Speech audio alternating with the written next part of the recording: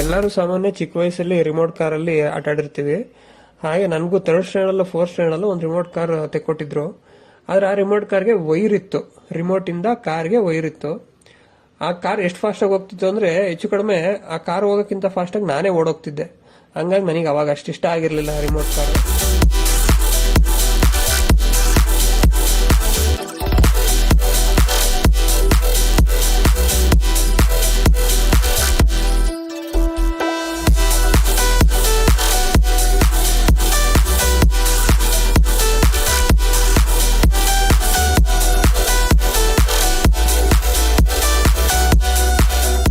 ಇತ್ತೀಚೆಗೆ ಒಂದು wireless remote control ಕಾರ್ನ ಅಮೆಜಾನ್ ಇಂದ ಪರ್ಚೇಸ್ ಮಾಡಿದೆ. ಅದು ಟಾಯ್ ಗ್ರೇಡ್ ಕಾರು.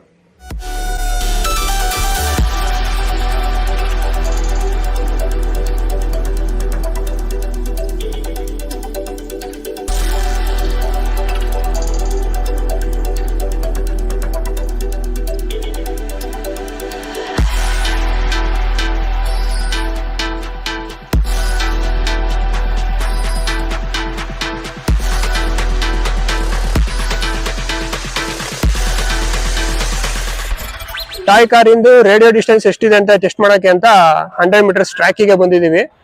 ಎಷ್ಟು ದೂರ ಹೋಗುತ್ತೆ ಅಂತ ಚೆಕ್ ಮಾಡೋಣ.